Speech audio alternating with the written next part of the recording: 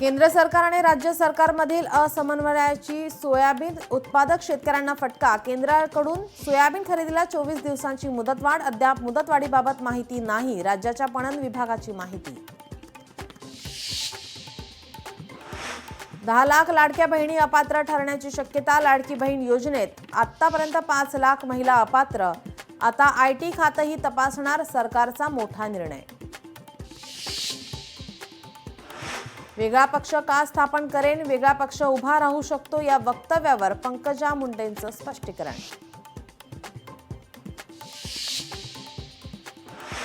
तानाजी सावंतांचा मुलगा पुण्यात सुखरूप परतला। ऋषीराजचं अपहरण झालं नसल्याचं तानाजी सावंतांचं स्पष्टीकरण। ऋषीराजने बँकॉकला जाण्यासाठी 68 लाख खर्च केल्याची माहिती।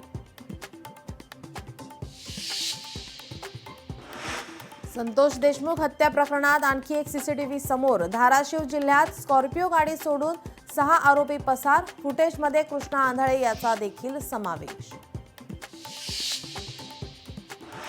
मुंबईच्या साकीनाका पोलिसांची लखनौमध्ये एमडी ड्रग्ज विरोधी मोठी कारवाई। 5 किलो एमडी ड्रग्ज जप्त। मुंबईकरांना 2 महिन्यांनंतर दिलासा। हवेची गुणवत्ता सुधारली। ऊन आणि वाऱ्याच्या बदलत्या स्थितीचा परिणाम।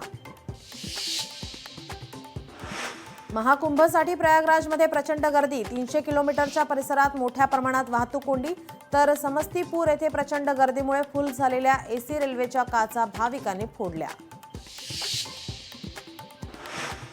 सोनं 88,000 पार। 2,430 रुपयांची उसळी। अमेरिकेचे राष्ट्राध्यक्ष डोनाल्ड ट्रम्प यांच्या धोरणांचा जागतिक परिणाम। गुंतवणूकदार सोन्याच्या सुरक्षित गुंतवणुकीकडे वळले। राज्यात आजपासून 12वीच्या परीक्षांना सुरुवात। कॉपीमुक्त परीक्षेसाठी मोठ्या प्रमाणात तयारी। लोकशाही मराठीकडून 12वीच्या विद्यार्थ्यांना बेस्ट ऑफ लक।